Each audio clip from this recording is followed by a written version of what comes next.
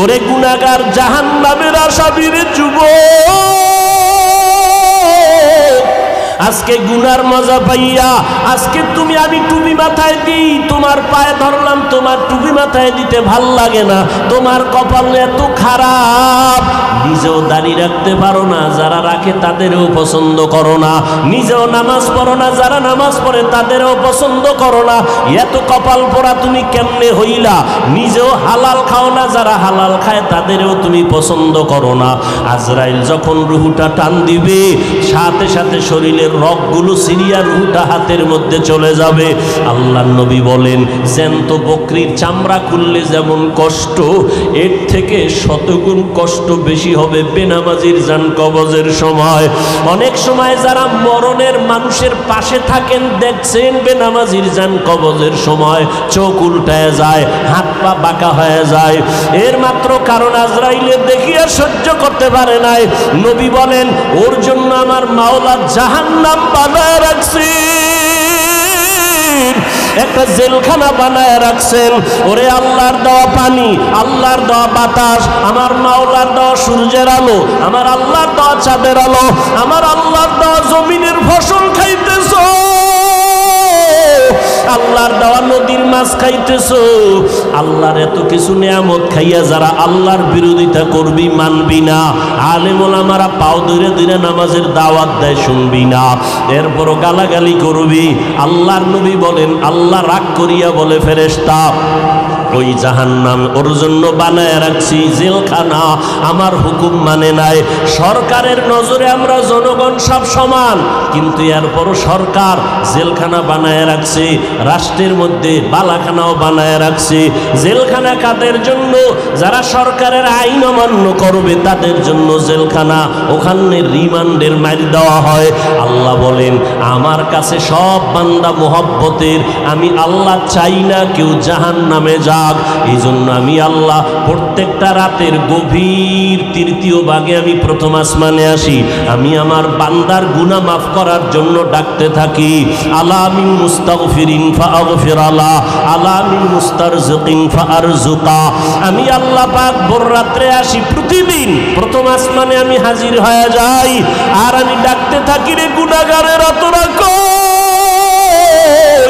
ওরে শয়তানের ধোকায় পড়িয়া যারা গুনাহ করেছো, ওরে তোর 30, 40, 50, 70 বছর হায়াতটারে গুনাহে যারা কাটাইছো, শয়তানের ধোকায় নামাজ পড়তে পারো নাই, শয়তানের ওয়াসওয়াসায় গুনাহ করেছো, আমি আল্লাহ হাজির, আমার কাছে উঠি একবার আল্লাহ বলিয়া ডাক দাও। আমি আল্লাহ তোমার গুনাহ মাফ করার জন্য হাজির হয়ে গেলাম। ওরে দুনিয়াতে তোমার অপরাধ যদি একটা হয় এক ধরনের মামলা, যদি তুমি অপরাধ 2 লাইনে করো 2 লাইনে 2 ধারায় মামলা, অপরাধ যদি 3 লাইনে করো 3 ধারায় মামলা, এইভাবে কারো বিরুদ্ধে 10টা মামলা 10 ধারায়, কারো বিরুদ্ধে 30টা মামলা 30 ধারায়, 30 ধারার মামলার জন্য 30 বার হাজিরা দেওয়া লাগে এবং রায় 30 রকম হয়। কিন্তু আমার আল্লাহ বলেন বান্দা তুই জিনার গুনাহ করছো ধারা একটা, তুই মা বাবার সাথে বেয়াদবি করছো ধারা আলাদা, কিন্তু আমার মাওলার কাছে এই ধারা কিন্তু গণনা নাই। তুই 30 বছর 50 বছর 70 বছর গুনাহ করিয়া পাহাড় বানাইছো, আরে বান্দা তুই যদি মাথা নত করিয়া একবার আমি আল্লাহকে আল্লাহ বলে ডাক দিয়া বলো হে মালিক, আমার আমল নামায় গুনার গুনাহ, আমার গুনার কারণে হাত না পাক, আমার চোখ না পাক, আমার জিহ্বা না পাক, আমার অন্তর না পাক, আমার গুনার খবর আমার মা জানে না, আমার ভাই জানে না, আমার অপরাধের খবর আমার ঘরের কেউ জানে না। যদি আমার মা বাবায় জানতো আমি জিনা করি, আমার মা বাবায় লাথি মেরে তাড়ায় দিত।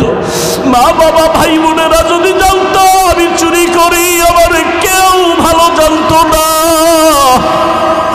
ও আল্লাহ তুমি জানো, তুমি দেখছো, এরপর এরপরেও রাগ করিয়া পানি বন্ধ করো নাই, খানা বন্ধ করো নাই, গুনার কারণে রাগ করিয়া আমার সম্মানের চেয়ার থেকে তুমি ফালাইয়া দাও নাই, গুনার কারণে তুমি রাগ করিয়া বাতাস বন্ধ করো নাই, গুনার কারণে বেজার হইয়া তুমি সূর্যের আলো চাঁদের আলো বন্ধ করো নাই।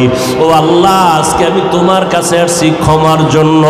আল্লাহ বলেন, বান্দা তুই একদিন আর 2 দিন না, বছর বছর 70-80 বছর গুনাহ করিয়া বিশাল বড় পাহাড় নিয়ে যদি আমি মাওলার কাছে মাথা নত করিয়া মাসির মাথা বরাবর 1 ফোঁটা চোখের পানি ছেড়ে দিতে পারো, আমি আল্লাহর কাছে যদি দিলটা নরম করে মাওলারে ডাক দিয়ে বলো, আল্লাহ আর গুনাহ করব না, ওই জাহান্নামের আগুন সইতে পারবো না রে মালিক। ওরে ঘরের মধ্যে ঘুমাইতে গেলে মশারি টানায় ঘুমাই, মশার কামড়ে ঘুমানো যায় না। ও আল্লাহ, গুনাহ নিয়ে কবরে গেলে যে আযাব হবে সহ্য করতে পারবো না, কই পাবো মশারি? দুনিয়াতে সূর্যের গরম সইতে পারি না, রাতের বেলা সূর্য নাই তারপরও ঘাম আর গরম, ফ্যানের বাতাস দিয়াও আমার ঘাম কমে না, গরম কমে না। আর গুনাহগার হইয়া কবরে গেলে জাহান্নামের আগুন, ওই জাহান্নামের আগুনের গরম কেমনে সহ্য করব আল্লাহ? আমি সইতে পারবো না। ও আল্লাহ, জাহান্নামের আযাব সহ্য করতে পারবো না, একটা বেতের উদ্দেশ্য করতে পারি না। আল্লাহর নবী বলেন, গুনাহ নিয়ে যারা কবরে যাওয়া, ওই 2 পার্শ্বের মাটিকে আমার আল্লাহ ডাক দিয়ে বলবে, রে কবরের মাটি, ওই নাফরমান বেনামাজির 2 পার্শ্ব থেকে জোরে জোরে চাপ দাও। এত জোরে 2 পার্শ্বের মাটি চাপ দিবে, পাজরের হাড়গুলো চুরমার হয়ে যাবে। একটা না, 2টা না, 70 থেকে 99টা সাপের কামড়। ও যুবকেরা, ও বৃদ্ধ বাবাজিরা, ও পর্দার আড়ালের মারা, ও বোনেরা, ভালো করিয়া বুঝো, 15,500 বছর হয়ে গেল আমার আল্লাহর কোরআনের ভুল কেউ প্রমাণ করতে পারে নাই। আজকেও যদি কোরআনের একটা ভুল কেউ বের করতে পারো রে বাবা, আমরা এখন দাড়ি কেটে ফেলবো, নামাজ বন্ধ করে দিব, প্যান্ট শার্ট টাই লাগাবো, কিন্তু আজও পর্যন্ত কোরআনের ভুল কেউ বের করতে পারে নাই। পারছে? বরং কোরআনের ভুল বের করতে গিয়া বহু বিধর্মীরা মুসলমান হয়ে গেছে, হয় নাই? মুসলমান হয়ে গেল। আল্লাহর কোরআন বলো, আল্লাহর সাক্ষী রেখে, আল্লাহর কোরআন সত্য না মিথ্যা? জবান খুলে বলো, সত্য না মিথ্যা? এ যুবকেরা জবাব দাও, পায়ে হাত রেখে বলছি, আমিও তো একটা যুবক, আমার মনেও তো চায় গান শুনি, কারণ গুনাহের আকর্ষণ আল্লাহ জন্মগতভাবে সবার মধ্যে দিয়ে রাখছেন। গুনাহ করার আকর্ষণ, নারীদের নাচ গান দেখলে আমার অন্তরও চায় আমি দেখি, কিন্তু কন্ট্রোল করি জাহান্নামের ভয়। টুপি মাথায় দিলে মাথা গরম হয়, তোমার থেকে বুদ্ধি মোটেও কমে নাই। তুমি তো কথা আবল তাবল বলো, আর আমরা 12টা মাস বয়ান করিয়াও তো একটা আবল তাবল কথা বলার চেষ্টা করি না। কোন কথার পরে কোন কথা বলবো এটা আমাকে ডায়েরিতে লেখাও নাই। মাওলার কাছে ভরসা করে বসছি, কোন কথার পরে কোন কথা হবে আল্লাহ বলাইতেছেন, ওই কথাই বলতেছি। এরে যুবক, আল্লাহর গোলামেরা, ভালো করিয়া বুঝো, তোমাদের থেকে আমাদের মাথা নষ্ট হয় নাই, মনে করিও না গো সম্মান কম। বলো, একজনের দাঁড়ায় বলো, তোমরা যারা নবীরে মানো না আর আমরা যারা মানি, নবীর আদর্শ জবাই করেছো, বেঈমানের পা চাটা গোলাম হইয়া চুল কাটিয়া ইন্দুর আর বান্দর হয়েছ। আমরা টুপি পরে থাকি 24 ঘন্টা, ঘুমের ঘরে গেল টুপি মাথায় দিয়া বালিশে ঘুমাই। ও আল্লাহর বান্দা, তুমি বলতেছো মাথা গরম হয়, আমিও বুঝি, তারপরও কেন ছাড়ি না? রসুলের মোহাব্বত, দাড়ি রাখলে যৌবনের ভাব চলে যায়, তোমার থেকে কম বুঝি না, এরপরও কেন কাটি না? আল্লাহর আযাবের ভয়। এরে আল্লাহর বান্দারা, নামাজের সময় কি কষ্ট, ফজরের সময় শীতের মধ্যে ওইটা নামাজ পড়া অনেক কষ্ট, ঠান্ডা পানি দিয়েও জুবান ইয়া নামাজ পড়তে কষ্ট, এরপরও নামাজ ছাড়ি না কেন? আল্লাহর আযাবের ভয়। মরণের পরে আযাব হবে, আল্লাহর কোরআনের আয়াত। এরে নবীর উম্মতের দল, তোমাদের থেকে মাথা মতেও নষ্ট হয় নাই। এরপর আবার তুমি একটু দেখো না তাকাইয়া, তোমার ডানে বামে কত যুবক জীবনে মাদ্রাসায় পড়ে নাই, জেনারেল লাইনে পড়েছে, স্কুলে পড়ে, কলেজে পড়ে, চাকরি করে, তোমার মতো যুবক সাক্ষী দাও 5 বেলার নামাজি আছে না নাই? তুমি বিবেকটাকে প্রশ্ন করো, তুমি কেন পারো না রে বাবা? তোমার আমার মতো যুবক র্যাব, আর্মি, পুলিশ, বিডিআরের চাকরি করে, 5 ওয়াক্ত নামাজ পড়ে, যত কাজ থাক জামাতে পড়ে, তুমি কেন পারো না? একটু জিজ্ঞাসা করো তোমার বিবেকটাকে। তোমার মতো যুবক রাস্তায় গাড়ি চালায়, সময় মতো নামাজ পড়ে, তুমি কেন পারো না? তোমার মতো যুবক শ্রমিকের কাজ করে, হাড় ভাঙ্গা পরিশ্রম করে, রমাজানে একটা রোজাও ভাঙ্গে না, নাই? তুমি কেন রোজা রাখতে পারো না? তারাবি পড়তে পারো না? নামাজ পড়তে পারো না? আসলে কি বলো, এবার কি দলিল দিবা? এতদিন তো হুজুরদের একটু চাইপা রাখছো, হুজুর পারা যায় না, এখন আমাকে জবাব দাও। তোমার মতো যুবক একই স্কুলে পড়ো, ও নামাজ পড়ে, তুমি পড়ো না। তুমি একই ডিপার্টমেন্টে চাকরি করো, 10 জন নামাজ পড়ে, তুমি পড়ো না। এখন কি জবাব দিবা বলো? এখন জবাব একটাই, তোমার কপাল পুড়ে গেছে, তোমার উপরে আমার আল্লাহ বেজার, তোমার উপরে মা বাবার অভিশাপ, মা বাবা বরদোয়া দিয়ে দিছে, তোমার কপাল পুড়ে গেছে। মোনাজাত তো সবাই দেই, অনেকের চোখে পানি, আবার অনেকের চোখে পানি নাই, কান্না নাই, আর একজন কানতে কানতে বেউসায় যায়, কারণ ওর উপরে মাওলার রহমতের নজর লাগছে, আল্লাহ ওয়ালাদের দোয়া লাগছে, মা বাবার দোয়া লাগছে, চোখের পানি এমনিই বের হয় না। তোমার এই মিরপুর থানায় আসামি ধইরা পুলিশে কি মারা মারে, এরপরও চোখে পানি আসে না, নাই? অথচ ওয়াজের প্যান্ডেলে আল্লাহওয়ালারা ওলামায়ে কেরাম বয়ান করে, 50 হাত 200 হাত দূরে বসে যুবক চিৎকার দিয়ে কান্না করে, একজনারে বেত দিয়ে মারলেও কান্দে না, আর একজনে বয়ান শুনে শুনে কান্না করে। একটু চিন্তা করো, ওরে মারলো কে? এরে যুবক, আমাকে একটু বিবেক দিয়া জবাব দাও, বিবেকের সাথে বেঈমানি করিস না রে যুবক।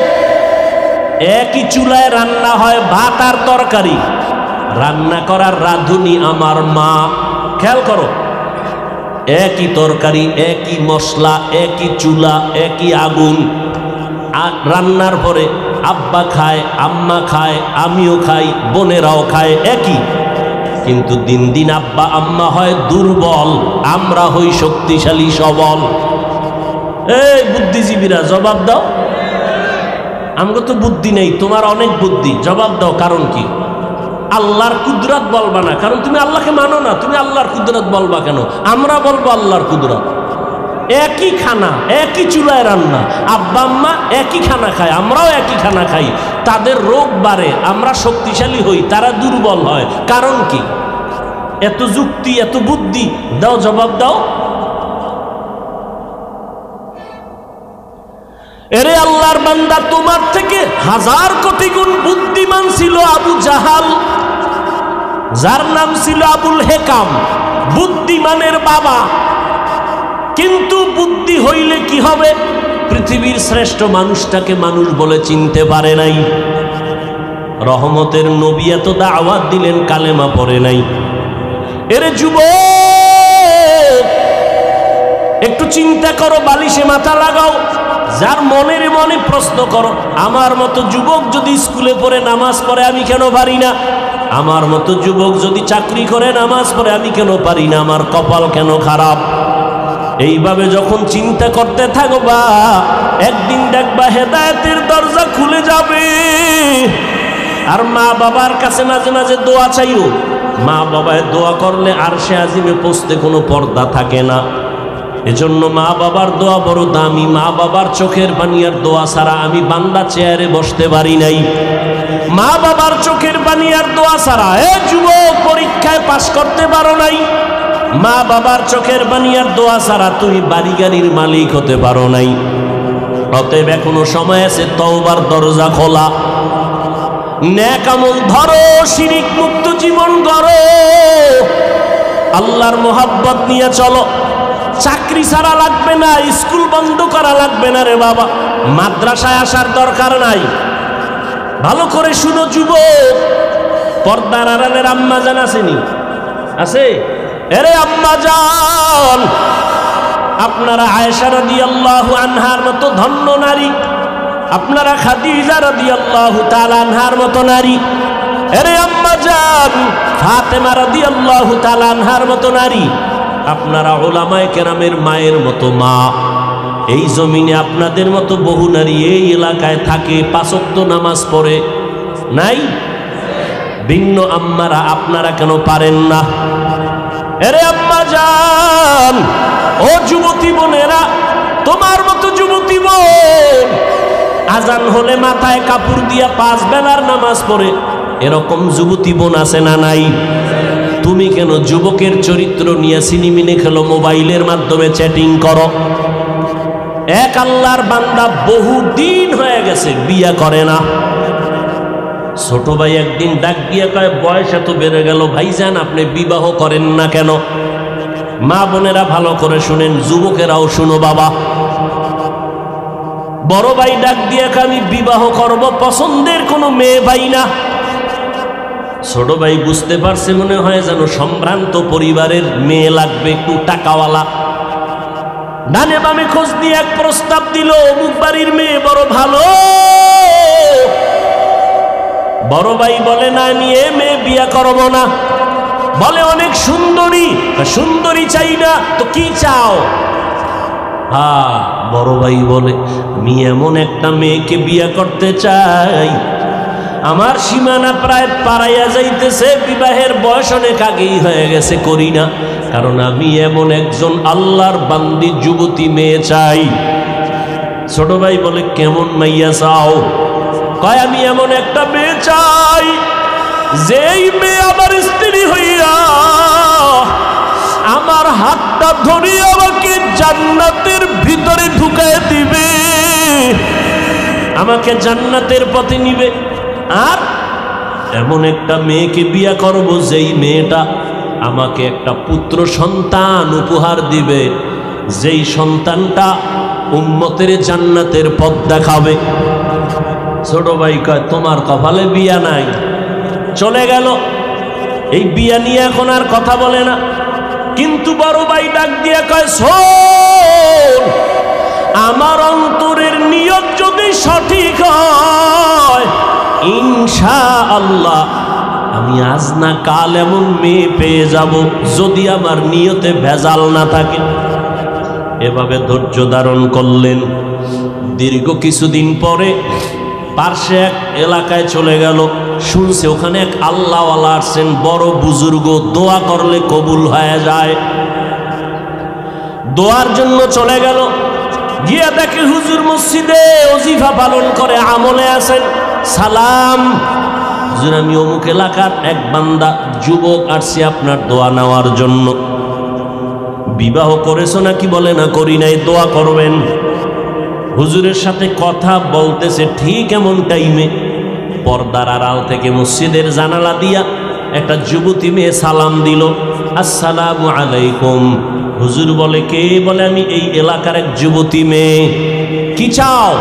হুজুর একটু দোয়ার জন্য আসছি, আমার আব্বাজান বড় অসুস্থ। তাই নাকি? বলে, হ্যাঁ। হুজুর ওখানে প্রায় সময় আসেন, মানুষকে দাওয়াত দেন, মসজিদে আমল করেন, মোটামুটি পরিচিত।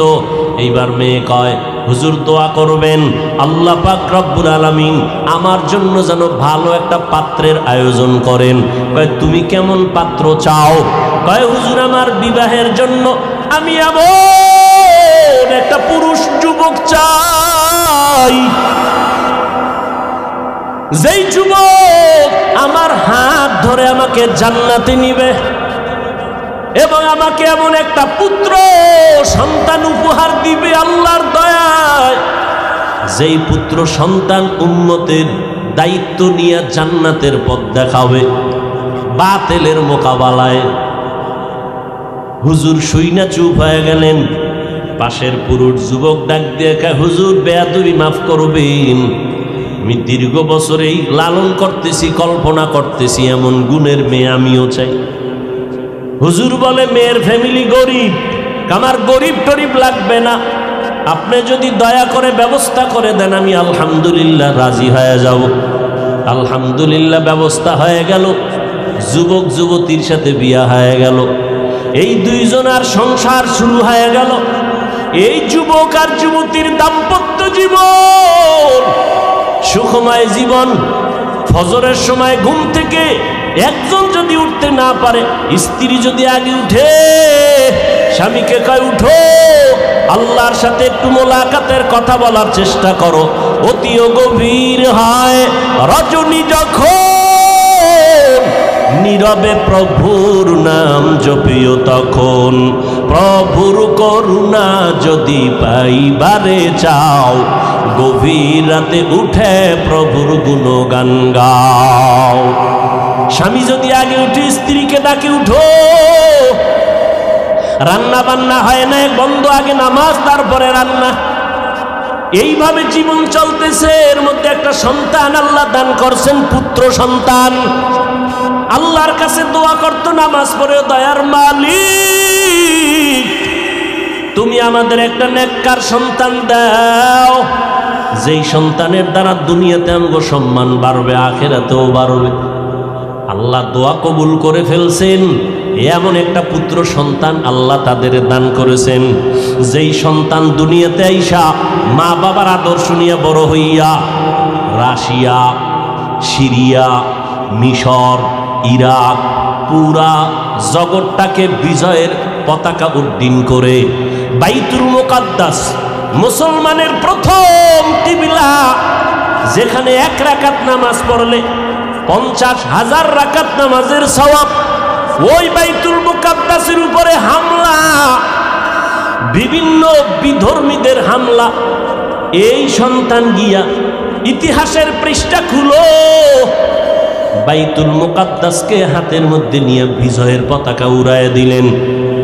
ইতিহাসবিদরা বলেন এর মতো বীর যোদ্ধার ইতিহাস এত স্মরণীয় যে কিয়ামতের আগে এরকম বীর আসবে কিনা জানা নাই। ওই সন্তানের নাম সুলতান সালাউদ্দিন আইয়ুবী। গুগলে সার্চ দাও, সালাউদ্দিন আইয়ুবীর ইতিহাস পড়ো, দেখো কে সে সালাউদ্দিন আইয়ুবী। রাষ্ট্র পরিচালনা করেছে, ওই সিরিয়া মিশর বিজয়ের পতাকা উড্ডীন করেছে, বাইতুল মুকাদ্দাসকে হাতের মুষ্টির মধ্যে নিয়ে গেল, বেঈমানদের দখল থেকে, অত্যাচার থেকে মুসলমানকে পরিত্রাণের জায়গায় নিয়ে আসলো। এরে যুবক, আল্লাহর গোলাম, মনটা কি স্থির করা যায় না? অন্য মেয়ের চরিত্র যদি তুমি নষ্ট করো, তোমার বোনের চরিত্র তো আর একজন নষ্ট করতে পারে, তুমি এটা চিন্তা করো। এরে যুবতী বোনেরা, কত যুবকের চরিত্র নষ্ট করতেছো। তোমার ভাইয়ের চরিত্র যদি কেউ নষ্ট করে, তুমি কেমন মনে করবা? এইভাবে যদি একটু চিন্তা করো, তাহলেই তোমার অন্তরটা ঠিক হয়ে যাবে। আল্লাহ তো দরজা দিয়ে ডাকতেছেন। এজন্য ওলামায়ে কেরামের মজলিসে বসো। এই যে আপনারা বসছেন বয়ানে, আল্লাহকে সাক্ষী রেখে বলেন, জীবনে অজে বসেন নাই, আজকে 2 ঘন্টা বয়ানে বসার পরে আল্লাহকে সাক্ষী রেখে বলেন, অন্তরের মধ্যে কি একটু ধাক্কা লাগছে? এই যুবকেরা বলো, লাগছে? 2 ঘন্টা বয়ানে যদি ওলামাদের সামনে বসে যদি অন্তরে ধাক্কা লাগে, আল্লাহর কসম, যারা ওলামাদের পিছনে দিন দিন বছর বছর সময় দিবে, ইনশাআল্লাহ ওই লোকটা জান্নাতি হয়ে কবরে যাবে। কারণ ওর মধ্যে ধাক্কা লাগতে লাগতে লাগতে লাগতে এত মজবুত হয়ে যাবে, না খাইয়ে থাকবে, হারাম খাবে না, নামাজ ছাড়বে না, মরিয়া গেল জবানে কালেমা জারি হয়ে যাবে। এরে যুবক, আল্লাহর গোলাম, এখনো সময় আছে, তওবা করো, মা বাবার দোয়া নিয়ে চলো, আর আল্লাহর কাছে মনে মনে ডাকো। জোরে ডাকার দরকার নাই, তোমার অন্তর থেকে তুমি বলতে থাকো, আল্লাহ আজকে মিরপুরের জমিনে আসছি, ও আল্লাহ, অনেকে গ্রামে মা বাবার রাইকা এই শহরে থাকো রে বাবা, গ্রামের মা বাবায় কষ্ট করে, তোমার খবর নাই। অনেকে বড় লোক, আরামের বিছানায় ঘুমাও, সন্তান আর পরিবার নিয়ে কত খানা খাও, মা বাবায় তোমার জন্য আরামে খানা খায় না, ঘুমায় না। এমন একটা রাত্র নাই যে তোমার টেলিফোন না করে, ও বাবা তোর শরীরের অবস্থা কি, কখন খানা খেয়েছো, কখন ঘুমাইছো। ওই মা বাবারে যারা রাইখা ঘুমাও, মা বাবার দোয়া ছাড়া আগাইতে পারবা না রে যুবক। এখনো সময় আছে, তওবা করে নাও। আল্লাহকে বলো, আল্লাহ জীবনে কম অন্যায় করি নাই, শয়তানের ধোকায় পড়ে আজকে থেকে তওবার নিয়ত করলাম, মরিয়া গেলে যাব, নামাজ ছাড়বো না, বেপরদায় চলবো না, মা বাবাকে কষ্ট দিব না, ওলামায়ে কেরামের বিরোধিতা করে গুনাহগার হব না, মোবাইলের মাধ্যমে গুনাহ করব না, লেখনির মাধ্যমে গুনাহ করব না, চোখের চাহনির মাধ্যমে গুনাহ করব না, মা বাবার দোয়া নিয়ে সামনে আগাবো, নবীর তরিকা মতো চলবো। আমার মতো স্কুলে পড়ুয়া যুবক যদি নামাজ পড়ে আমি কেন পারবো না? ও আল্লাহ, আপনি তৌফিক দান, আজকে থেকে নামাজ ছাড়বো না। বাসায় গেলে মাকে গিয়া বলবা, মা তুমি আমার মাথায় হাত দিয়া দোয়া করে দাও। আজকে ময়দানে কত আল্লাহর বান্দারা কানলো, আমার চোখে পানি নাই, মা গুনার কারণে বুঝি আল্লাহ বেজার, তুমি দোয়া করিয়া দাও। মা যদি দোয়া করিয়া দেয় তাহলে তোমার কপাল খুলিয়া যাবে। তুমি ডাক্তার হও বাধা নাই, ইঞ্জিনিয়ারিং পড়ো বাধা নাই, প্রফেসর হও বাধা নাই, সাংবাদিক হও বাধা নাই, তবে অনুরোধ আদর্শ নিয়ে চলো, মদিনার আদর্শ। সময় মতো নামাজটা পড়ে নিবারে বাবা। মুরব্বীদের সামনে কোনো ভালো খারাপ আচরণ করবা না, ওলামায়ে কেরামের বিরোধিতা করে গুনাহগার হবা না, দেশের বিরুদ্ধে জাতির বিরুদ্ধে কোনো ষড়যন্ত্র করবা না। আল্লাহর আযাবের ভয় নিয়ে তুমি তওবা যদি করতে পারো, এক ফোঁটা চোখের পানি ছাড়তে পারো, আল্লাহ মুহূর্তে তোমার তওবা কবুল করে নিবেন, জীবনের গুনাহগুলো মাফ করে দিবেন। ও আল্লাহর বান্দারা, ও পর্দার আড়ালের আম্মা জানেরা, বোনেরা, আল্লাহর কাছে তওবা করেন, জীবনে কারো হক নষ্ট করবেন না, চরিত্রের উপর আঘাত দিবেন না, স্বামীর খেদমতে স্বামীর মালের হক ঠিকমতো রক্ষা করবেন, সন্তানের হক ঠিকমতো আদায় করবেন। আপনার সন্তান ডাক্তার হবে, আলহামদুলিল্লাহ, আপনার সন্তান ইঞ্জিনিয়ার বানাবেন, আলহামদুলিল্লাহ, তবে অনুরোধ বেয়াদব বানাবেন না। আপনার সন্তানের আচরণে যেন ওলামায়ে কেরাম কষ্ট না পায়, আপনার সন্তানের ব্যবহারে যেন এলাকার মুরব্বীরা কষ্ট না পায়, আপনার সন্তানের কারণে আপন বন্ধু বান্ধবরা যেন কষ্ট না পায়, বরং আপনার সন্তানকে এমন আদর্শ দিয়া যাবেন, সন্তানের ব্যবহারে সবাই দোয়া করবে, খুশি হয়ে যাবে, দিলে শান্তি লাগবে। এমন একটা সন্তান আদর্শ ডাক্তার বানায় যান, আদর্শ ইঞ্জিনিয়ার বানায় যাবেন। ও যুবকেরা, জবানকে হেফাজত করো, আল্লাহর কাছে বলতে থাকো, আল্লাহ তুমি মেহেরবানি করে আমাকে কবুল করে নাও। আল্লাহর কাছে ব্যবসায়ী ভাইরা, ব্যবসার জায়গায় বসি আমার আল্লাহর হুকুম মতো চলেন, নামাজটা ঠিক মতো পড়েন, দেখবেন অল্প টাকায় বরকত অনেক বেশি হবে। কাস্টমারের সাথে খারাপ আচরণ করবেন না, ধোঁকা দিবেন না। আল্লাহর কাছে এভাবে বলতে থাকেন, আল্লাহ যেইভাবে ব্যবসা করলে দুনিয়াতে শান্তি পাবো, সম্মান বাড়বে, আখিরাতে নবীজির সাথে জান্নাতে থাকতে পারবো, ওইভাবে ব্যবসা করার তৌফিক দাও, মানুষের সাথে ভালো আচরণ করার তৌফিক দাও। তুমি তৌফিক না দিলে সম্ভব হবে না। এইভাবে তওবার নিয়ত যদি অন্তরে থাকে, তবে একটা চিরচরিত সত্য কথা, আবু জাহাল নবীজিরে 13টা বছর দেখলো, বয়ান সুবীর সব কিছু জানলো, এরপরও কালেমা পড়লো না। অন্যদিকে ওমরের মতো বান্দা নবীর গর্দান কাটতে আসিয়া কালেমার রশি গলায় লাগাইয়া নবীজির জন্য এত পাগল, নবীর কাছে তওবা করিয়া জান্নাতের টিকিট নিয়ে নিল। এই ওমরের এত সম্মান আল্লাহ বাড়ায় দিয়েছেন। ঠিক কিয়ামত পর্যন্ত আবু জাহাল থাকবে না ঠিকই, কিন্তু আবু জাহালের কঠিন অন্তরের মতো কিছু অন্তরালা মানুষ জমিনে থাকবে। হাজারো বয়ানে তাদের দিলটা নরম হবে না, তওবা নসিব হবে না, বরং বয়ান শুনিয়া বাইরে গিয়া বিরোধিতা করবে, এই সমস্যা ওই সমস্যা, এই ভুল সেই ভুল, আসলে নিজের গুনার কথা একবারও চিন্তা করবে না। আর একদল বান্দা থাকবে কিয়ামত পর্যন্ত ওমরের চরিত্রের, এরা গুনাহ নিয়ে প্যান্ডেলে ঢুকবে, হঠাৎ করিয়া যখন জাহান্নামের ভয় অন্তরে ঢুকবে, তখন পাগলের মতো হয়ে যাবে, আমি কইছিলাম আমার জীবনটাতে এত খারাপ ছিল না, আমি দুনিয়াতে আসছিলাম কত পবিত্র, মা বাবায় কত আদর করেছিল, আমার স্কুলের লেখাপড়ার জীবনটা কত ভালো ছিল, শিক্ষকরা কত আদর করত, আজকে আমি এত খারাপ, আমার মা বাবা আমারে বেশি ভালো জানে না অন্যায় করার কারণে, কারণ আমি মা বাবার সাথে ভালো আচরণ করি না, ভাই বোনের সাথে ভালো আচরণ করি না। আমি এত খারাপ কেন হয়ে গেলাম? ময়দানে আইসা লুটাইয়া কাঁদবে আর বলবে, আল্লাহ আমি আজকে গুনাহ নিয়ে বাসায় যাব না। ও আল্লাহ, মরণের বিছানায় গুনাহগার হইয়া শুইতে চাই না রে মালিক। আজকে আমি একা রুমে থাকতে পারি না, ভয় পাই। আর ওই অন্ধকার কবরে একা কেমনে থাকবো?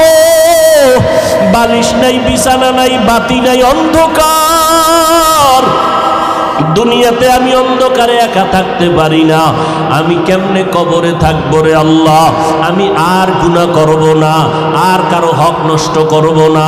আয় আল্লাহ, হাতের দিয়ে গুনাহ করব না, চোখের গুনাহ করব না, জবানের গুনাহ করব না। ও আল্লাহ, তুমি মাফ করিয়া দাও। এইভাবে ওমরের চরিত্রওয়ালা মানুষগুলো পাগলের মতো কান্না শুরু করবে। নবী বলেন, কান্না যদি না আসে কান্নার বাহানা করো, আর ডানে বামে যদি কান্নাওয়ালা কাউকে পাও হাত বাড়াইয়া দোয়া চাও। ও কান্নাওয়ালা ভাই, আমার জন্য দোয়া করো, আল্লাহ যেন আমাকে মাফ করিয়া দেয়। হেদায়েতের মালিক আমার আল্লাহ। কোনো পীরের হাতে হেদায়েতের চাবি নাই, কোনো বক্তার হাতে হেদায়েতের চাবি নাই। আল্লাহ যার সিনাটা খুলে দিবেন সে হেদায়েত নিয়েই চলবে। মরিয়া গেলে দাড়ি কাটবে না, বেপরদায় চলবে না, মা বাবার সাথে বেয়াদবি করবে না, ওলামাদের সাথে বেয়াদবি করবে না, দেশ ও জাতির বিরুদ্ধে ষড়যন্ত্র করবে না। ও আল্লাহর বান্দারা, মুনাফিকি যদি না থাকে, খাঁটি মনে তওবার নিয়ত যদি থাকে, খাঁটি তওবার নিয়ত যাদের আছে তাদেরকেই বলবে একটু দুটো হাত আমার আল্লাহকে দেখাইয়া দাও। আয় আল্লাহ, আমাদের তওবা কবুল করে নেন, আমাদের হাতগুলো কবুল করে নেন। একটা হাতেরও গুনার কারণে ফিরাইয়া দিয়েন না রে মালিক। আমার কলিজার যুবকগুলোরে কবুল করে নেন, নবীর আদর্শওয়ালা বানাইয়া দেন। আয় আল্লাহ, গুনার কারণে দিলটা পাথর, চোখে পানি নাই, কান্নাওয়ালা চক্ষু দান করেন আল্লাহ। শয়তানের ধোঁকা থেকে বাঁচিয়ে থাকার তৌফিক দান করেন। মরণ পর্যন্ত সুন্নতি জিন্দেগির উপরে চলার তৌফিক দান করেন, আমিন। যারা তাবলীগের বিরুদ্ধে কথা বলে এরাও বলে আমরা হক, যারা ওলিয়া উলিয়াদের বিরুদ্ধে কথা বলে তারাও বলে হক, যারা বলে আমরা কোনো মাযহাব মানি না, আবু হানিফার বিরোধিতা করে, বলে আমরা শুধু হাদিস মানি, এরাও বলে আমরা হক। নতুন করে আরেক দলের উদ্বোধন হয়েছে আহলে কোরআন। এরা বলে আমাদের মূল আসল কোরআন, হাদিস না। এরা বলে আমরাও হক। বাতিলকে, এটাই ঈমানের বড় পরীক্ষা। আল্লাহ আমাদের সবাইকে বুঝার, আমল করার তৌফিক দান করেন। কোরআনে হাকিমের সূরাতুল কাহফের শেষের দিকে এক আয়াত অংশ পড়েছে। রাসূল আরবি সাল্লাল্লাহু আলাইহি ওয়া আলিহি ওয়াসাল্লামের অসংখ্য হাদিস থেকে একটি হাদিসের অংশ পড়েছে। ইখলাস ও রুহানিয়তের সমন্বয়ে সহি তরিকায় কিছু কথা বলার মতো, শুনবার মতো আমার আল্লাহ পাক আমাকে এবং আপনাদেরকেও তৌফিক দান করেন। মাহফিলের প্রচারণা বহুদিন ধরে চলতেছিল, অনেকে আসার পাক্কা নিয়ত করেছিলেন কিন্তু আসতে পারেন নাই জরুরি কোনো কারণে। আমরা দোয়া করি, হে আল্লাহ, এত বড় এক নেক মজলিসে এসে বসা কত কপালের বিষয়। এতগুলো মানুষ এক জায়গায় জমা করে জীবনে আপনি আব্বা আম্মার জন্য দোয়ার আয়োজন করতে পারবেন? মোনাজাতে মা বাবার জন্য দোয়া হবে, দেশের জন্য দোয়া হবে, জাতির জন্য দোয়া হবে, কবরওয়ালাদের জন্য দোয়া হবে। আর এটা চূড়ান্ত সত্য, একজনের আমিন কবুল হয়ে গেলে সবার আমিন আল্লাহ কবুল করে নেন। এত বড় মজলিস আপনি পারবেন জমা করতে? হ্যাঁ, অনেকে বলবে হুজুর আমার আব্বার নামে আমরা ম্যানেজ করি, অনেক জায়গায় বড় লোকেরা করে। করে ঠিক, কিন্তু এই জান্নাতি মানুষ জোগাড় করতে পারে না। প্যান্ডেলের ভিআইপি আসনে থাকে সুদখোর, ঘুষখোর, বেনামাজি, যাদের মোনাজাত কবুল হবে না। আল্লাহ আমাদের সবাইকে হেদায়াত দান করুন।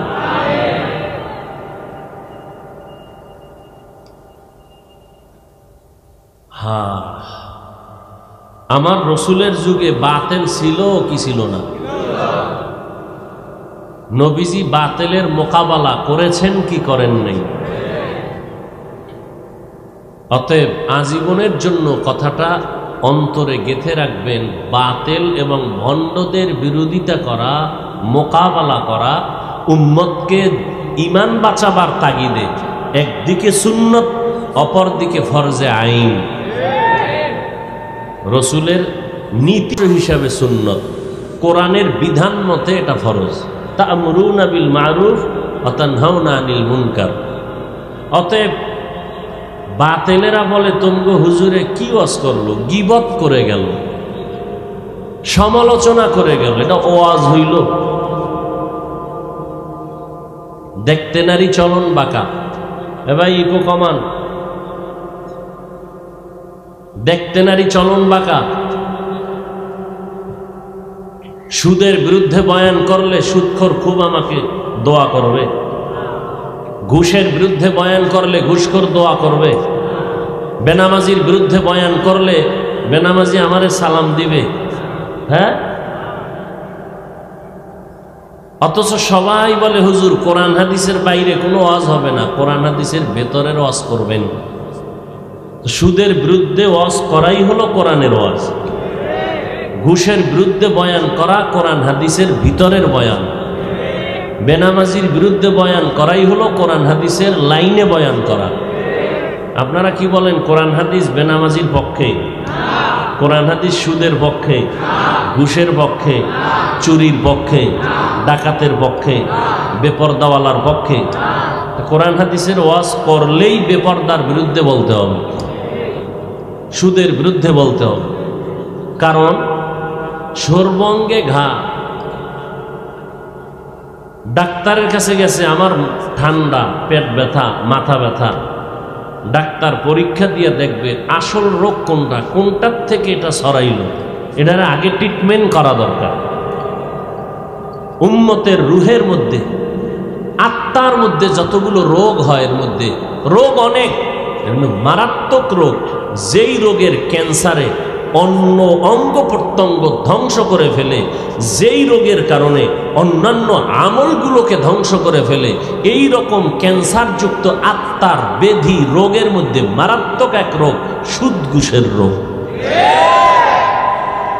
যেই সুদের রোগ থাকলে নামাজ কবুল হবে না, রোজা কবুল হবে না, জিকির কবুল হবে না, মোনাজাত কবুল হবে না, হজ করলে হজ কবুল হবে না, টাকা পয়সা দান করলে সওয়াব পাবে না, তওবা না কইরা মরলে চিরস্থায়ী জাহান্নামী। 24 ঘন্টার প্রত্যেকটা সেকেন্ডে সেকেন্ডে সেকেন্ডে গর্ভধারিণী মায়ের সাথে জিনার গুনাহ আমল নামায় উঠতেছে। যার আকল ঠিক আছে, বিবেক ঠিক আছে, সে বলবে মরে যাব, মায়ের সাথে এই মারাত্মক অপরাধের গুনাহ জীবনে করব না। কিন্তু এটা কখন হবে? আলেমদের মজলিসে বসার মাধ্যমে আল্লাহর ভয় যখন ঢুকবে, তখন না খাইয়া থাকতে রাজি হবে, হারাম খাবে না। আর যার মধ্যে আল্লাহর ভয় ঢুকবে না, সে হারাম তো খাবেই। যারা এর বিরুদ্ধে বলে তাদের পিছনে ষড়যন্ত্র করবে।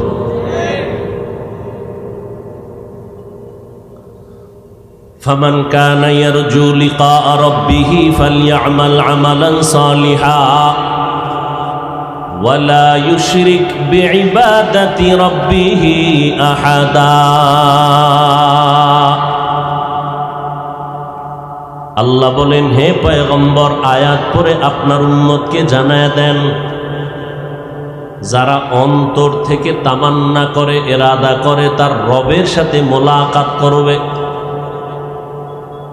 তাদের জন্য একটা হলো ইতিবাচক আদেশ আর একটা নেতিবাচক আদেশ। ইতিবাচক আদেশ হলো আমলে সালেহ করবে, নেক আমল করবে। নেতিবাচক আদেশ হলো আমল করতে গিয়া সাবধান, জানো তার রবের সাথে অন্যকে অংশীদার না বানায়, শিরিকের গুনায় লিপ্ত না হয়। তাহলেই রবের সাথে মোলাকাত হয়ে যাবে। পয়গম্বর বলেন, আখলিস দীনাকা ইয়াকফিকাল আমালুল কলিল।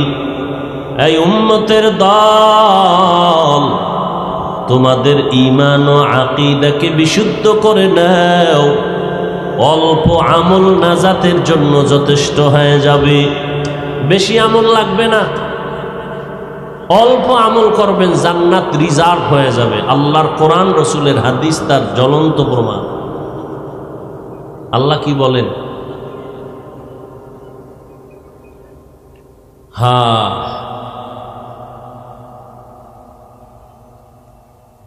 আল্লাযী খালাকাল মাউতা ওয়াল হায়াতা লিয়াবলুয়াকুম আইয়ুকুম আহসানু আমালা। আমি আল্লাহ হায়াত আর মৌতের দুই স্টেশন বানাইয়া মাঝখানে মানুষ পাঠাইলাম। আমি পরীক্ষা করব, যাচাই করে দেখব কারা উত্তম আমল করে। আকসারু আমালা বলেন নাই, আহসানু আমালা। বেশি আমল দেখবেন না, দেখবেন অল্প উত্তম আমল। এজন্য মনে রাখবেন, বেশি বেশি তসবিহ পড়া, নামাজ পড়া, জিকির করা এর নাম তাকওয়া না। নিজেকে গুনাহের থেকে বাঁচাইয়া রাখার নাম তাকওয়া। আল ইহতিরাজ আনিল মাসিয়া। হর কে দারদ খৌফে হক দরদিল মাদাম, জন্নতুল মাওয়া দেহদ উরা মাকাম, জুজবা হক চীজে মখাজ ইনসুজা, ফজলে উ আমস্তে দর জুমলা জাহা। আমার তেলাওয়াতকৃত আয়াত এবং হাদিসের মূল আলোচনার বিষয়বস্তুর নাম আমল। আমলের বাংলা অর্থ কাজ। কাজের আরবি আছে ফেলুন, মানিও কাজ। দুই কাজের ব্যবধান হলো, দুনিয়ার কাজকে বলে ফেল, আখিরাতের কাজের বেলায় ব্যবহার হয় আমল।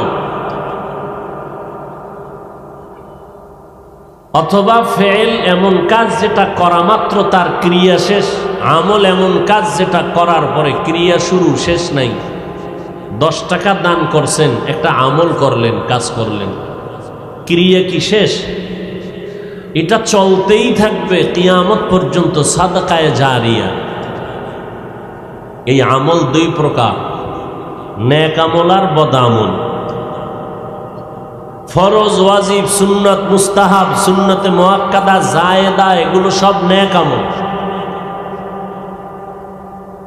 হারাম, মাকরু, তাহরিমি, তানজি, শিরক, বিদআত, গুনাহে সগীরা, কবিরা, এগুলো সব বদ আমল।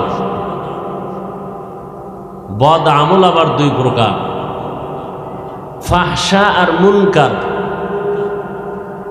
ইন্নাস সালাতা তানহা আনিল ফাহশাই ওয়াল মুনকার ওয়া লাযিকরুল্লাহি আকবার। আল্লাহ চ্যালেঞ্জ দিয়া বলেন, আই মুমিন, নামাজ এমন একটা আমল, এমন এক ইবাদতের মগজ, যে ইবাদত আর আমলের বিনিময় মানুষটাকে গুনাহ থেকে নেক আমলের প্যাকেটের মধ্যে ঢুকায় দিবে নামাজ। সমস্ত পাপের জগৎ থেকে মুক্ত করে দিবে নামাজ। আল্লাহর চ্যালেঞ্জ। কিন্তু প্রশ্ন বড় জটিল। নবী বলেন, মুমিনার বেদিনদের ভেতরে ব্যবধান হলো নামাজ। বাইনাল আবদি ওয়া বাইনাল কুফরি তরকুস সালাহ। মুমিনেরা নামাজ ছাড়ে না, বেঈমান যারা তারা নামাজ পড়ে না। প্রশ্ন বড় জটিল। মুসলমান মুমিন দাবি করে কেন নামাজ পড়ে না? আর একদল মুমিন নামাজিরা কেন গুনাহ থেকে বাঁচে না? মুসলমান দাবি করে নামাজ পড়ে না, আর একদল নামাজ পড়ে সুদের ব্যবসা ছাড়ে না, মিথ্যা কথা বলা বন্ধ করে না। আছে না নাই? हकीकत से तो दुनिया बेखबर है, दुनिया की नुमाइश पर नजर है। नमी गुयाम के आज दुनिया जुदा बाश, बाहर कारे के बाशी बा खुदा बाश। जिसते दुनिया از خدا غافل بودن، نقماش و نقره فرزند জান। একদল ওয়াজের দাওয়াত শুনে আসতে চাইছিল, আসতে পারে নাই, জরুরি কোনো কারণে, অসুস্থ, না হয় মায়ের কোনো খেদমত, না হয় বাবার কোনো খেদমত। আল্লাহ এদেরকে আসার যে সওয়াব তা দিয়ে দিবেন। কিন্তু আর এক দল আসার নিয়ত করে এসেই পড়েছেন, তারপরেও কপাল খারাপ। ওয়াজির দাওয়াত শুনি আজকে ঘরের থেকে বলে গেছে আমি মিরপুরে ওয়াজে যাই, কিন্তু কপাল খারাপ, প্যান্ডেলের ভেতরে বসতে পারে নাই, দোকানপাটে গল্প গুজবে গুনাহে আড্ডায় লিপ্ত। এরকম কেউ নাই? আল্লাহ তাদের হেদায়েত দান করেন। আর একদল কপাল খারাপ বলার আছে, প্যান্ডেলের ভেতরে পড়ছেন, এরপরেও কপাল খারাপ। ওলামায়ে কেরামের চেহারা দেখবেন, বয়ান শুনবেন, কলবের দরজা খুলে রাখবেন, কলবের মধ্যে ঢুকাবেন। কিন্তু আল্লাহর বান্দা বয়ানে আসছেন, বসছেন প্যান্ডেলে, গজবের মোবাইল তাকে এই বরকত থেকে বঞ্চিত করে রেখেছে। ইয়া এলাহি মুঝসে মুঝকো দূর কর, তাকে দেখো মুঝ মে তুঝকো এক নজর। ইয়া এলাহি तू मेरा माबूद है, या इलाही तू मेरा माशूक है। सब মোবাইলটা হাতে নিলেন কেন? বয়ান রেকর্ড করবেন, আপনার কাজটাই তো মিডিয়াওয়ালারা করতেছে। আপনার না রেকর্ড ভালো হবে, না ছবি ভালো হবে, মিডিয়াওয়ালাদের রেকর্ড ভালো হবে, কথা ভালো হবে, সব ভালো। আপনার প্রয়োজনে কালকে আপনি এখান থেকে ডাউনলোড করে নিলেই তো হয়ে গেল। বুদ্ধি থাকলে নাকি ঘর জামাই থাকা লাগে না? এতটুকু বুদ্ধিও নেই নাকি? মোবাইলটা বের করে আমাকে দেখাচ্ছেন আমি এক মোবাইলওয়ালা, না জিনেরে দেখাচ্ছেন? জিনেরা বয়ানের পরেই দেখবেন হঠাৎ করে মোবাইল নিয়ে উদাও। তাহলে আপনার এই জিনে যদি মোবাইলটা নিয়েই যায়, তো বয়ান রেকর্ড করলেন, আমও গেল, সব গেল। আল্লাহ পাক সঠিক বুঝ আমাদেরকে দান করুন।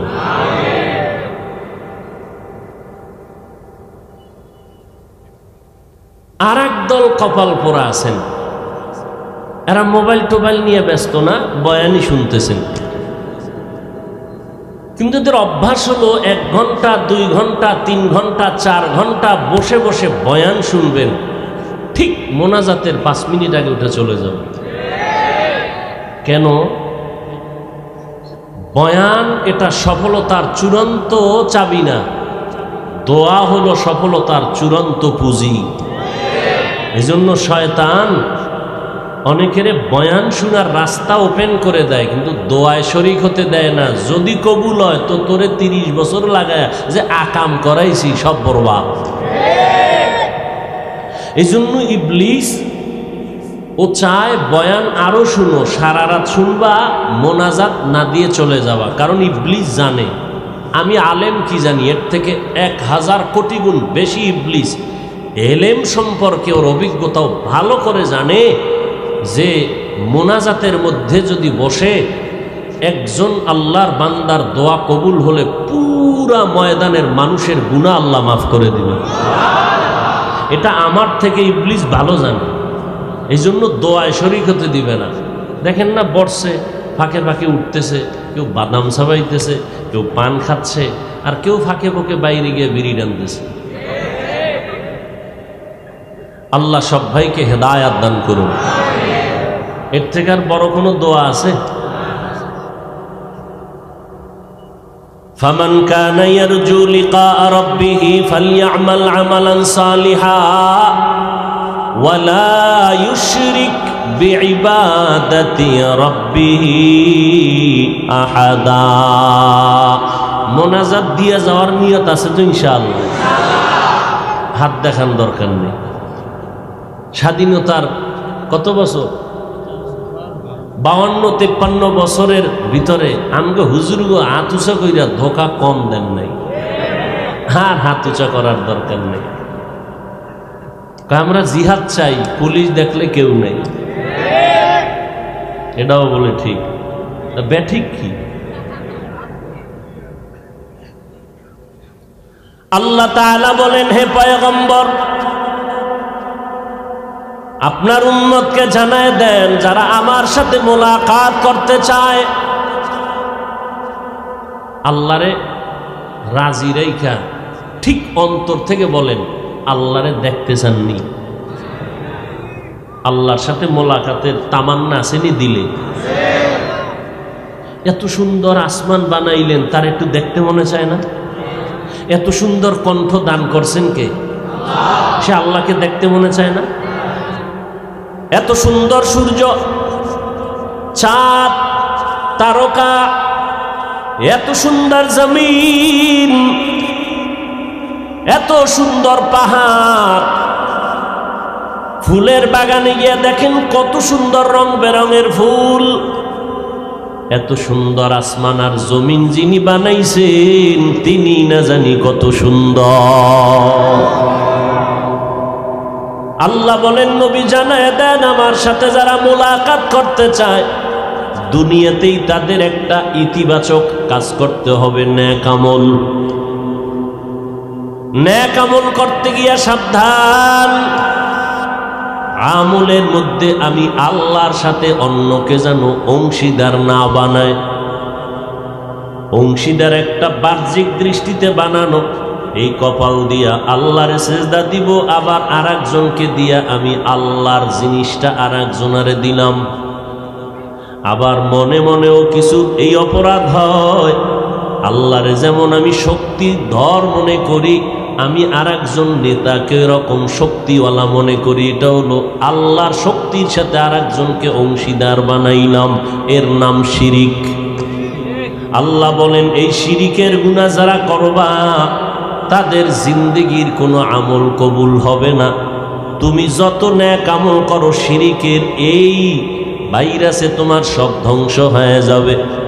ইন্নাল্লাহা লা ইয়াগফিরু আন ইউশরাকা বিহি ওয়া ইয়াগফিরু মা দুনা যালিকা লিমান ইয়াশা ওয়া মান ইউশরিক বিল্লাহ ফাকাদ ইফতারা ইসমান আযীমা ومن يشرك بالله فقد ضل ضلالا بعيدا ومن يشرك بالله فقد حرم الله عليه الجنة।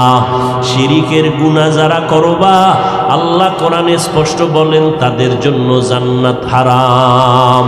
ও আল্লাহ, দয়া ও মেহেরবানি করে শিরিকের গুনাহ থেকে আমাদের বেঁচে থেকে আমল করার তৌফিক দান করেন। তৌফিকও চাইতে হবে, কারণ তৌফিক এটা আলাদা আর একটা নেয়ামত। আমার হাত যেমন আলাদা নেয়ামত, আমার চোখ আল্লাহর দেয়া নেয়ামত, আমার জবান একটা নেয়ামত, কথা বলা একটা নেয়ামত, আবার কথার মধ্যে মধুময় কথা বলা আর একটা নেয়ামত। কি? কথা বলা এক নেয়ামত, আবার সুন্দরভাবে কথা বলাই, সুন্দরভাবে কথা বলা আর একটা নেয়ামত। অনেকে কথা বলে, কারো কথায় দিল নরম হয় না,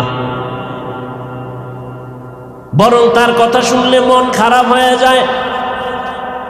আর একজনের কথা শুনলে দিলটা নরম হয়, চোখে পানি আসে। এটাও আল্লাহর বড় নেয়ামত। তৌফিক আল্লাহর নেয়ামত। আল্লাহ যদি তৌফিক না দেন, আমি হাজার চেষ্টা করলেও কোনো কাজে আমি কামিয়াব হতে পারবো না। আল্লাহ যদি আমার নিঃশ্বাসটা ভিতরে নেওয়ার পরে বের হওয়ার তৌফিক না দেন, আমার নিঃশ্বাস আর বের হবে না। আমার একটা কদম উঠাইয়া আর একটা কদম দেওয়ার শক্তি যদি আল্লাহ তৌফিক না দেন, তো আর হাঁটতে আমি পারবো না। এজন্য পয়গম্বর সুলাইমান গোটা দুনিয়া শাসন করেছিলেন দুইজন, শোষণ করেছিল দুইজন। দেখছেননি কথার মধ্যে ব্যবধান?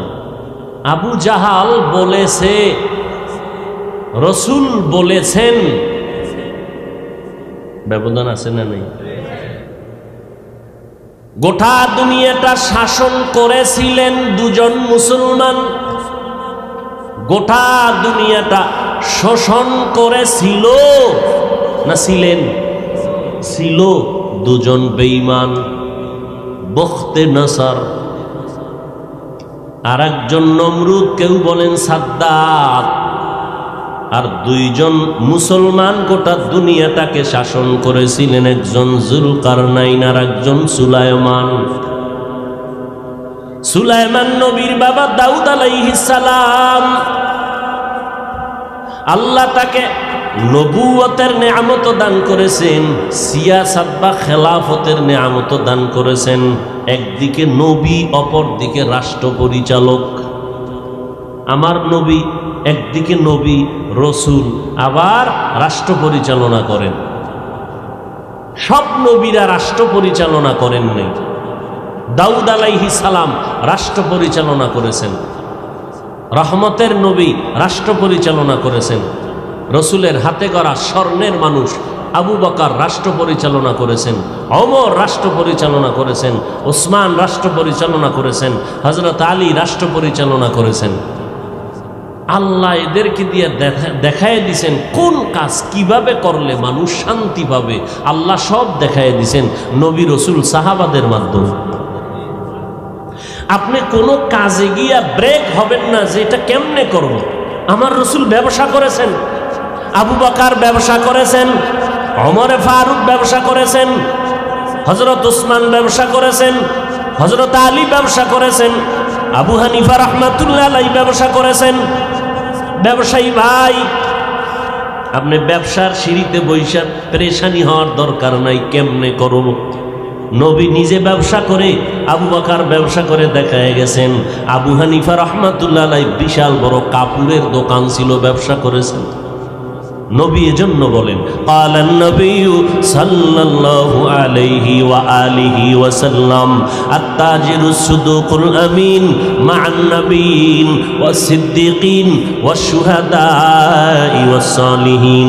ও ব্যবসায়ীরা, সঠিকভাবে যদি হালালভাবে সততার সাথে ব্যবসা যদি করতে পারো, আমি মুহাম্মদ বলে গেলাম, আমার সাথেই তুমি জান্নাতে থাকবা। এখন আপনি সত্য ব্যবসা করেন কিনা সাইনবোর্ড দেখলেই প্রমাণ। কি লেখছে? বিক্রি করা মাল ফেরত নেওয়া হয় না, ধোঁকাবাজ। কি বাজ? যারা লিখেছে বিক্রি করা মাল ফেরত নেওয়া হয় না, এরা ধোঁকাবাজ, এরা সঠিক ব্যবসায়ী নয়। যারা রসুলের আদলে ব্যবসা করবে তারা লিখবেন বিশেষ দ্রষ্টব্য, অবশ্যই বিক্রি করা মাল ফেরত নেওয়া হয়। রসুল কয় এই লোকটা ফেরত নিলে কি পাবে? রসুল কয় একজন মানুষ থেকে তুমি মাল ফিরাইয়া যদি টাকা দাও ফেরত, ওই মালটা দান করলে যা পাইতো এটা তুমি অটোমেটিক পেয়ে যাও। তাহলে ব্যবসার মধ্যে রসুলের আদর্শ আছে না নেই?